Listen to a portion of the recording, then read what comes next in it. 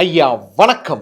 ഞാൻ അന്നേ പറഞ്ഞില്ലേ, ഇന്ത്യയുടെ സിലിഗുരി കോറിഡോർ, അതായത് ചിക്കൻ നെക്ക് വികസിപ്പിക്കാൻ പോവുകയാണ്. ചിക്കൻ നെക്ക് അതെന്തോന്ന് സാധനം എന്നുപോലും അറിഞ്ഞുകൂടാത്ത കുറെ വേട്ടാവളിയന്മാരാണ് എൻ്റെ വീഡിയോയുടെ താഴെ വന്ന് കമന്റ് ഇട്ടുകൊണ്ടിരിക്കുന്നത്. ആദ്യം അതെന്താണെന്ന് നിങ്ങൾ മനസ്സിലാക്കണം. ഇന്ത്യയുടെ ചിക്കൻ നെക്ക് എന്ന് പറഞ്ഞാൽ ഇന്ത്യയുടെ നോർത്ത് ഈസ്റ്റ്. ഇത് ഞാൻ ഇന്ത്യയാണെന്ന് സങ്കല്പിച്ചു. ഇവിടെ നിന്നൊരു റൂട്ട് പോകുന്നത് കണ്ടോ, നോർത്ത് ഈസ്റ്റുമായിട്ട് കണക്ട് ചെയ്യുന്ന ഇതാണ് ചിക്കൻ നെക്ക് എന്ന് പറയുന്നത്. നോക്കി AR VR ഒന്നും ഇല്ലല്ലോ, അതുകൊണ്ട് ഇത് വെച്ച് അഡ്ജസ്റ്റ് ചെയ്യണം. അപ്പോൾ ഇതാണ് ചിക്കൻ നെക്ക് എന്ന് പറയുന്നത്. ഈ ചിക്കൻ നെക്കിന്റെ മുകളിൽ ചൈന, സൈഡിൽ ബംഗ്ലാദേശ്, അപ്പുറത്ത് നേപ്പാൾ, ഇപ്പുറത്ത് ഭൂട്ടാൻ, അങ്ങനെ 4 രാജ്യങ്ങൾ കൊണ്ട് ചുറ്റപ്പെട്ട് കിടക്കുകയാണ് ഈ ചിക്കൻ നെക്ക് പറയുന്നത്.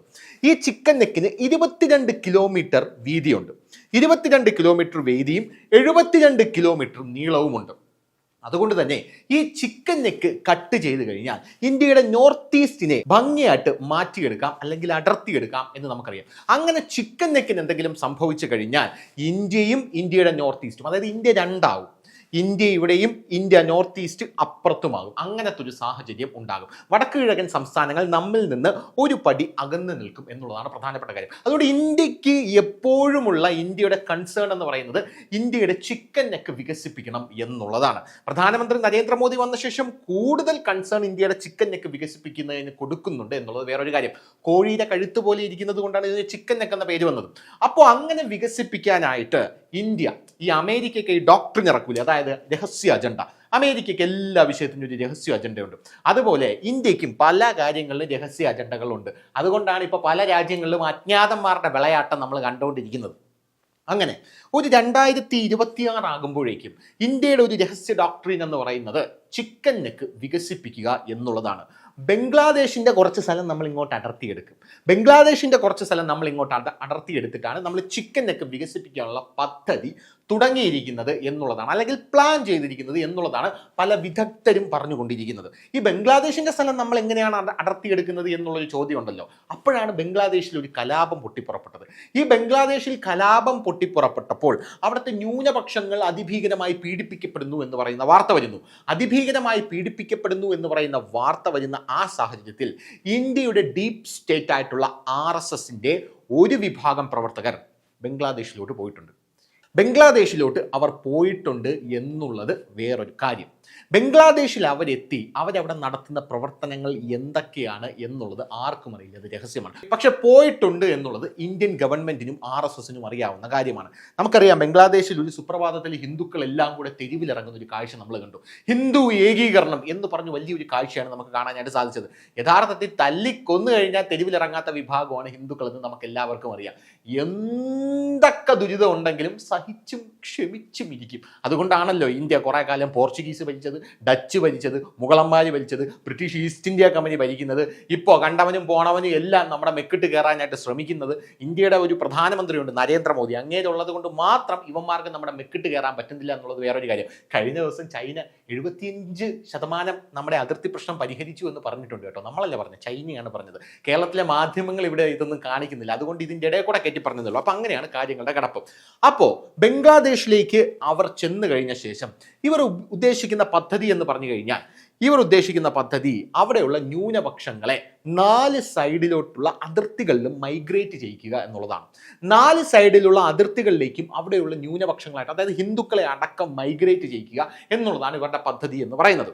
4 സൈഡിലേക്കും അവരെ മൈഗ്രേറ്റ് ചെയ്യിച്ച ശേഷം, അതായത് നമ്മുടെ സേനയ്ക്ക് ഒരു 20 കിലോമീറ്റർ ബംഗ്ലാദേശിനകത്തോട്ട് കയറി ഇവരുടെ സുരക്ഷ ഉറപ്പാക്കാൻ കഴിയുന്ന രീതിയിൽ ഇവരെ മൈഗ്രേറ്റ് ചെയ്യിക്കുക. അതുകൊണ്ടാണ് നിങ്ങൾ ഇടയ്ക്കൊരു വാർത്ത ശ്രദ്ധിച്ചോ, ബംഗ്ലാദേശിൽ വീട് വിട്ടു പോകുന്ന ഹിന്ദുക്കളെ തടയുന്നു. ബംഗ്ലാദേശിൽ നിന്ന് ഹിന്ദുക്കളെ വീട്ടിൽ നിന്ന് പുറത്തിറങ്ങാൻ സമ്മതിക്കുന്നില്ല, അവർ വീട് വിട്ടു പോകുന്നത് തടയുന്നു. ബംഗ്ലാദേശിൽ വളരെ, അതായത് അതിഭീകരമായിട്ട് കൺവേർഷൻസ് നടക്കുന്നു.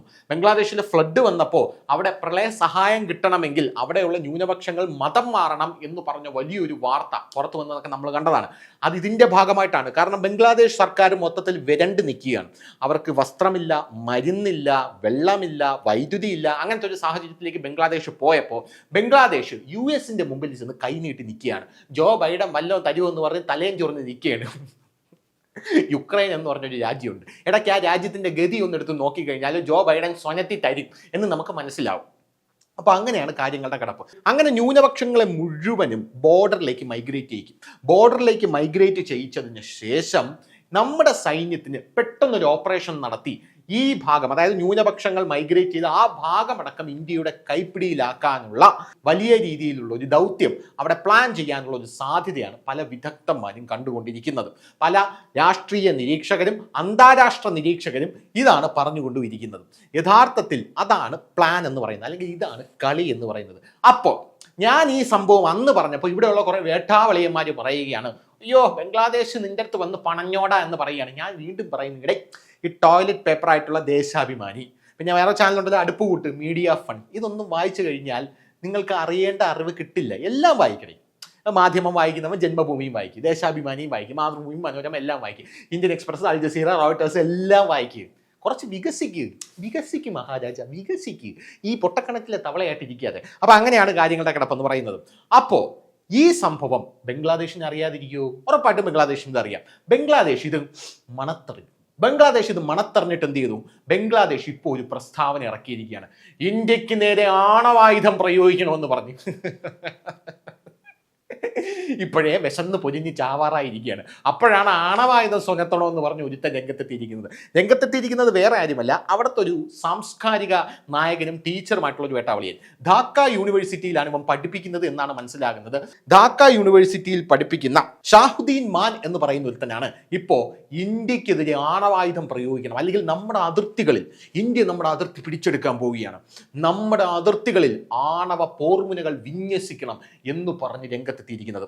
ആണവ പോർമുനകൾ അവിടെ വിന്യസിക്കണമെന്ന് പറഞ്ഞപ്പോൾ ബംഗ്ലാദേശിന് ഒരു ബോധോദയുണ്ടായി. ആണവ പോർമുനയില്ല, വിന്യസിക്കാൻ ആണവ പോർമുന വേണ്ടേ, എന്തെങ്കിലും ഞം അടിക്കണമെങ്കിൽ തിന്നാൻ വല്ലതും വേണ്ടേ എന്ന് പറയുന്നത് പോലെ പട്ടിണിയാണ്. അപ്പോഴാണ് ആണവ പോർമുന അവന് സ്വനത്തിയാലേ പറ്റും.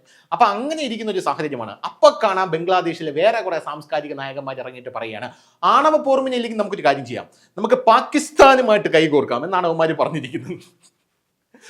1 കിലോ മാവിന് 3000 രൂപയാണ് പാകിസ്ഥാനിൽ. അവിടെ ആണെങ്കിൽ ഇപ്പൊ കലാപം നടന്നുകൊണ്ടിരിക്കുകയാണ്. അതിൻ്റെ ഇടയിൽ അവന്മാര് നമ്മൾ എണ്ണ കണ്ടെത്തി കേട്ടോ. നമ്മുടെ അപ്പുറത്ത് കടലിൽ സൗദി അറേബ്യയെക്കാട്ടിലും വലിയ എണ്ണ ശേഖരമാണ് കണ്ടെത്തിയിരിക്കുന്നത്. അതുകൊണ്ട് എന്തെങ്കിലും അത് കുഴിച്ചെടുക്കാൻ തന്നു കഴിഞ്ഞാൽ കഞ്ഞി കുടിച്ച് പോവാം എന്ന് പറഞ്ഞുകൊണ്ടിരിക്കുകയാണ്. അപ്പൊ ലോക രാജ്യങ്ങൾക്ക് മനസ്സിലായി ഉടായി പറക്കാതെ പോടാന്ന്. അതായത് പാകിസ്ഥാൻ ചെന്ന് സൗദി അറേബ്യയുടെ മുമ്പിൽ കൈനീട്ടി, US-ന്റെ മുമ്പിൽ കൈനീട്ടി, റഷ്യയിലോട്ട് പോവാനായിട്ട് അവിടെയുള്ള പ്രസിഡന്റ് നിന്നപ്പോൾ, അല്ലെങ്കിൽ പ്രധാനമന്ത്രി നിന്നപ്പോൾ റഷ്യൻ പ്രസിഡന്റ് വ്ളാദിമിർ പുതിൻ പറഞ്ഞു പട്ടി എഴുത്ത് വിടും എന്ന് പറഞ്ഞു. നിന്നെ ഈ നടയെ കണ്ട പട്ടി എഴുത്ത് വിടും, ഇറങ്ങി പോടാ പുല്ലേ എന്ന് പറഞ്ഞു. അപ്പൊ ഇങ്ങനെയാണ് അവിടുത്തെ കാര്യം എന്ന് പറയുന്നത്. അതിൻ്റെ ഇടയിലും ഇവന്മാരിൽ അടവ് പ്രയോഗിച്ചു എന്നാണ് പല രാഷ്ട്രീയ നിരീക്ഷകർ പറയുന്നത്. ഈ ഇടയ്ക്ക് വലിയൊരു വാർത്ത വന്നിരുന്നു. അതായത് പാകിസ്ഥാനിൽ വൻ എണ്ണ ശേഖരം, സൗദി അറേബ്യയിലെ എണ്ണയെ കവച്ചു വയ്ക്കും എന്നാണ് ഇവന്മാർ പറഞ്ഞുകൊണ്ടിരിക്കുന്നത്. അത് രാഷ്ട്രീയ നിരീക്ഷകന്മാർ ആ വാർത്ത ചർച്ചയാക്കി, ഇന്റർനാഷണൽ മീഡിയ ചർച്ച ചെയ്തു. എന്നിട്ട് അവർ പറഞ്ഞത് ഇത് പാകിസ്ഥാനിൽ ഒരു അടവാകാനുള്ള ഒരു സാധ്യതയാണ്. കാരണം കുത്തുവാള എടുത്തിരിക്കുകയാണ് പാകിസ്ഥാൻ. അങ്ങനെ ഇരിക്കുന്ന സാഹചര്യത്തിൽ നമ്മളിവിടെ എണ്ണയുണ്ട് എന്ന് പറഞ്ഞു കഴിഞ്ഞാൽ വലിയ വലിയ രാജ്യങ്ങൾ അമേരിക്കയൊക്കെ പൊത്തിട്ടോണ്ട് വരും. അമേരിക്കയൊക്കെ പൊത്തിട്ടോണ്ടെന്ന് പറയും, നമ്മൾ കുഴിച്ചെടുക്കാമെന്ന് പറയും. അങ്ങനെ പറഞ്ഞപ്പോഴാണ് അവർ വേറൊരു കാര്യം പറഞ്ഞത്. അതായത് എണ്ണയുണ്ട്, പക്ഷേ ഇത് കുഴിച്ചെടുക്കാൻ കുറേ വർഷങ്ങളെടുക്കും, പിന്നെ നമുക്ക് തോന്നുന്നത് ഭയങ്കര ചിലവാണ്, ഒരു $5 ബില്യൺ വേണ്ടി വരുമെന്നാണ് പറഞ്ഞത്. $5 ബില്യൺ? അങ്ങനെയാണെങ്കിൽ സ്വന്തമായിട്ട് ഒരു രാജ്യം കെട്ടിപ്പടുക്കാമല്ലോ.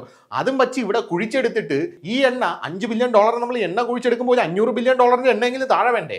അതില്ലെങ്കിൽ നിന്റെയൊക്കെ കവട്ടം അടിച്ച് കീറും എന്ന് അമേരിക്കയും പല ലോകരാജ്യങ്ങളും അവരുടെ സാംസ്കാരിക നായകന്മാരും ആർട്ടിക്കിൾ എഴുതി. അപ്പോൾ ഇതോടുകൂടി പാകിസ്ഥാൻ മൊത്തത്തിൽ കുത്തുവാള എടുത്തിരിക്കുകയാണെന്ന് നമുക്ക് മനസ്സിലായി. ആ പാകിസ്ഥാനുമായിട്ട് നമുക്ക് കൈകോർക്കണം. ആ പാകിസ്ഥാനുമായിട്ട് കൈകോർത്ത് നമുക്ക് എന്ത് ചെയ്യണം? ആണവ പോർമുന വിന്യസിക്കണം. പാകിസ്ഥാനിലെ വിമാനങ്ങളെ ചൈന കൊടുത്തതാണ്. അത് ഈ കയറാൻ അവന്മാർക്ക് പേടിയാണ് സത്യം പറഞ്ഞാൽ. കയറിക്കഴിഞ്ഞാൽ എപ്പോൾ തകർന്ന് വീഴുമെന്ന് അറിഞ്ഞൂടെ. അങ്ങനെയാണ് നടക്കുന്ന അവന്മാരെല്ലാം കൂടെ. അങ്ങനത്തെ ഒരു രാജ്യത്തിൻ്റെ കൂടെയാണ് ഇവിടെ ചെന്നിട്ട് കൈ കോർക്കാമെന്ന് പറഞ്ഞ് നിൽക്കുന്നത്. അവന്മാർ വല്ല ആണവ പോർമുനയും തന്നു കഴിഞ്ഞാൽ അത് ഇവിടെ നിന്ന് ലോഞ്ച് ചെയ്യുമ്പോൾ നേരെ യൂണിസിൻ്റെ മണ്ടയിലൂടെ ആയിരിക്കും വന്ന് വീഴുന്നത് എന്നുള്ള കാര്യം ഒന്ന് ആലോചിച്ചാൽ നല്ലത്. അപ്പോൾ ഇന്ത്യക്കെതിരെ ആണവ പോർമുന കൊടുക്കണം, അല്ലെങ്കിൽ ആണവ പോർമുന ഇന്ത്യ മഹാരാജ്യത്തിനെതിരെ ചിക്കൻ നെക്കിൻ്റെ ഭാഗത്ത് സെറ്റ് ചെയ്യണം എന്ന ഈ പ്രസ്താവന ഇന്ത്യ അതിഭീകരമായിട്ടൊന്നും കാണുന്നില്ല, അതീവ ഗൗരവമായിട്ടും കാണുന്നില്ല, അതിദാരുണമായിട്ടാണ് കാണുന്നത്. എണീച്ച് ഇന്ന് നടക്കാൻ ആവതില്ല. അപ്പോഴാണ് അവൻ ആണവ പോർമുനയെ സെറ്റ് ചെയ്തുകൊണ്ട് പറഞ്ഞത്, എടാ ഞരമ്പൂട്ടി ചത്തുകൂടാ എന്നായിരിക്കും ചിലപ്പം ഇന്ത്യ വിചാരിച്ചിരിക്കുന്നത്. അല്ലെങ്കിൽ ഇത് കേട്ടാൽ നരേന്ദ്രമോദി ഇത് അറിഞ്ഞിട്ടുണ്ടോ എന്നുള്ള കാര്യം സംശയമാണ്. എന്തായിരുന്നാലും അജിത് ഡോവൽ ഇത് അറിഞ്ഞിട്ടുണ്ടായിരിക്കും. ഇത് കേട്ട അജിത് ഡോവൽ ഇങ്ങനെയായിരിക്കും മിക്കവാറും വിചാരിച്ചിരിക്കുന്നത്, ഉറപ്പായിട്ടും ഇന്ത്യയുടെ ചിക്കൻ നെക്ക് നമ്മൾ എടുക്കുമെന്നുള്ള കാര്യത്തിൽ യാതൊരു തർക്കമില്ല. കാരണം നമ്മുടെ ചിക്കൻ നെക്കിൻ്റെ 135 കിലോമീറ്റർ അപ്പുറത്താണ് ചൈനയുടെ സൈനിക പോസ്റ്റ്. ചൈനയുടെ സൈനിക പോസ്റ്റ് അവിടെ ഉള്ളത് കൊണ്ട് തന്നെ ചൈന അവിടെ എയർ സ്ട്രിപ്പുകളും മറ്റു പല കാര്യങ്ങളും ഗംഭീരമായിട്ട് വികസിപ്പിച്ചുകൊണ്ടിരിക്കുകയാണ്. അങ്ങനെയുള്ള സാഹചര്യത്തിൽ നമുക്ക് നമ്മുടെ ചിക്കൻ നെക്ക് വികസിപ്പിച്ചാൽ മാത്രമേ വലിയ രീതിയിൽ അവിടെയും നമുക്ക് എയർ സ്ട്രിപ്പുകളും വലിയ വലിയ ആർമി ബേസുകളും ഒക്കെ തുടങ്ങാനായിട്ട് സാധിക്കുകയുള്ളൂ. അത് വലിയൊരു കളിയാണ്. അപ്പോൾ അതിൻ്റെ ഭാഗമായിട്ട് ചൈന ഇപ്പോൾ നമ്മളുമായിട്ടൊന്ന് മെരുങ്ങി നിൽക്കുകയാണ്, അത് വേറെ കാര്യം. എങ്കിലും ഇവന്മാരെ വിശ്വസിക്കാൻ കൊള്ളില്ലല്ലോ, ഭാവിയിൽ ഇവന്മാർ എങ്ങോട്ടും തിരിയാം.